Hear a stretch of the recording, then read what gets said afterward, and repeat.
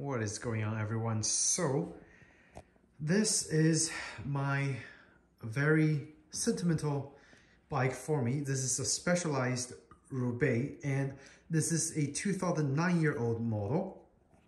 So this will probably be the last video that I'm gonna be making for my Specialized Roubaix, and this is the Specialized Roubaix Compact. I think this came out, or this is actually one of the last model with this traditional triangle compact design. Now, after model year 2009, Specialized actually started incorporating more of a curved design for the Roubaix from model year 2009 and beyond. So quote me if I'm wrong, but this should be one of the last model with a traditional compact geometry. Now, why this is the last video is because I have decided to sell this bike, even though personally I think this is probably one of the most vertically compliant endurance bike that I've ever ridden, because this bike, when I take it on the road, any kind of bumps gets absorbed amazingly by those specially designed Zert inserts. Those inserts actually works like magic. It just works.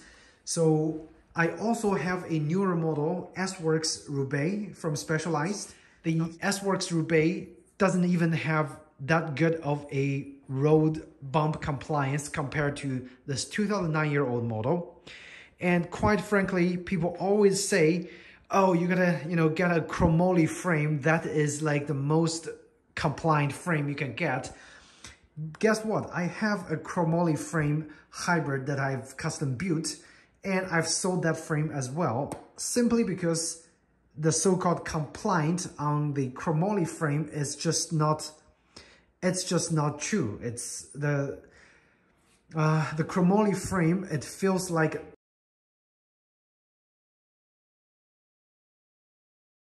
every time you hit a bump, you're just gonna feel like that bump gets dampened.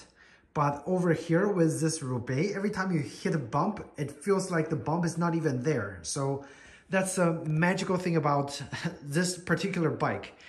It, like, when I ride it on the road, it just feels like buttery smooth. Like, you're not gonna feel anything transferred through your hand at all. And granted, this even has, the typical aluminum handlebar. Supposedly, if you have a carbon handlebar, it should absorb more of the road vibration, but this aluminum handlebar is not transferring any of the road bumps or vibrations at all. This bike is just, in my opinion, simply well-designed and well-purposed endurance bike. With the gearing of the, a pretty much Specialized 105 group set, with a few exceptions, being the brakes and the crankset. The crankset is still very lightweight, but aluminum FSA Gross Sammer crankset. This is a compact crankset 5034T. Now for the year 2009, they actually have a triple crankset. Every other configuration is exactly the same. For some reason, I got this bike with a double, and every other parts are pretty much dead stock, except the seat, which I actually just used a seat from a High Bike. This is a seat that I personally found very comfortable. But anyway, if you guys are on the market looking for a very compliant road bike, you just got tired of, horrible potholes in New York City and, pretty bad road conditions, maybe in the Europe somewhere, lots of stone roads and things like that. Take a look at the 2009-year-old model Specialized Roubaix, or at least look for this particular traditional compact geometry Roubaix, because I think this one actually just, it's like magic carpet when it comes to absorbing road vibration. Now, granted, some people would say, oh, if you have, vertical compliance, the rigidity of the bike is compromised or whatever, stuff like that. And that's simply just not true, because I live on top of a hill and I ride near my neighborhood all the time. This bike is also great for climbing, and with actually a pretty decent gearing of the 50 in the front and 11 on the back. By the way, I think this is 11 to 28, I think. Anyway, this cassette, this gearing is actually very, very well geared.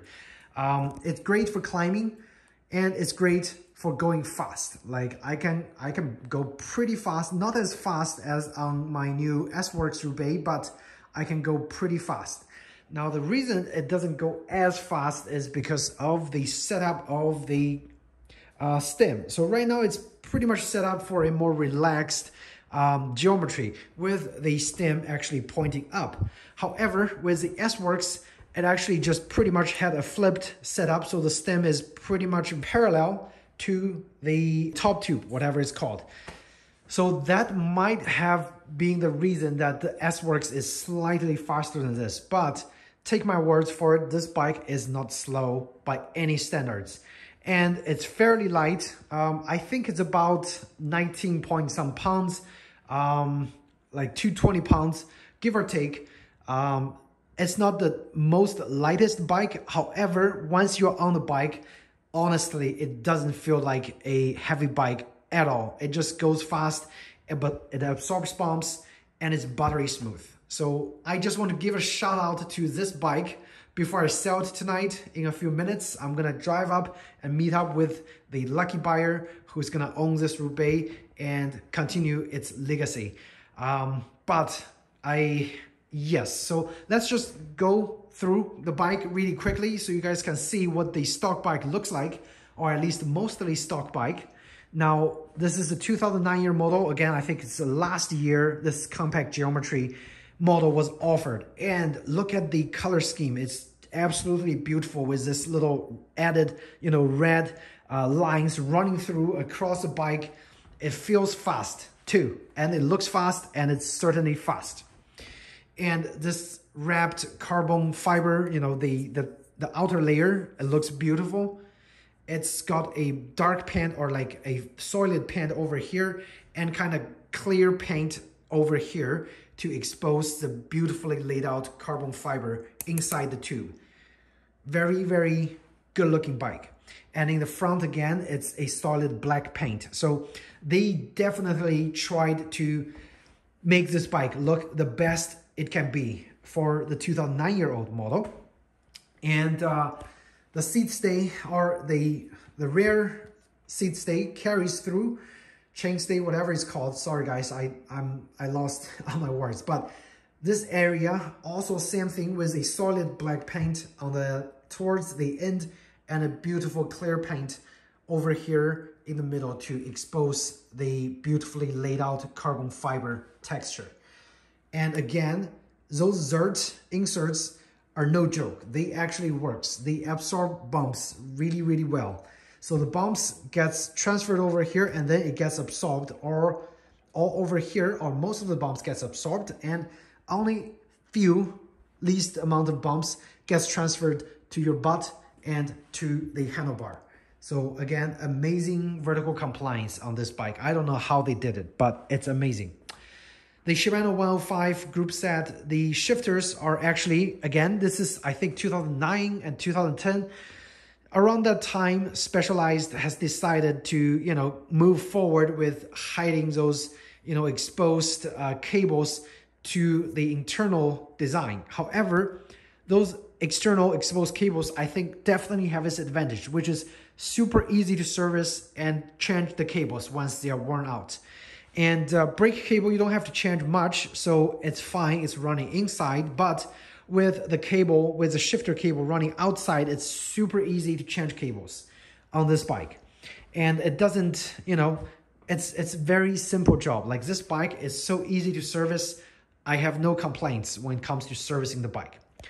Over the years, the only thing that got changed is the worn out chain. So the chain got changed to a nice 10-speed chain from KMC. This is a Cross X EL, whatever, extra light, with a special design over here. The chain definitely looks nice and it works nice. Again, 105 shifter in the front, 105 shifter in the derailleur in the back. Now, I like platform pedals, so you can laugh me all you want, but if you get this bike, sure, go clipless, whatever you want. Either of those pedals is gonna serve perfectly fine. I don't think it has anything to do with the compliance when you're out and riding. Now, the seat post, it's carbon fiber wrapped. So outside is carbon fiber.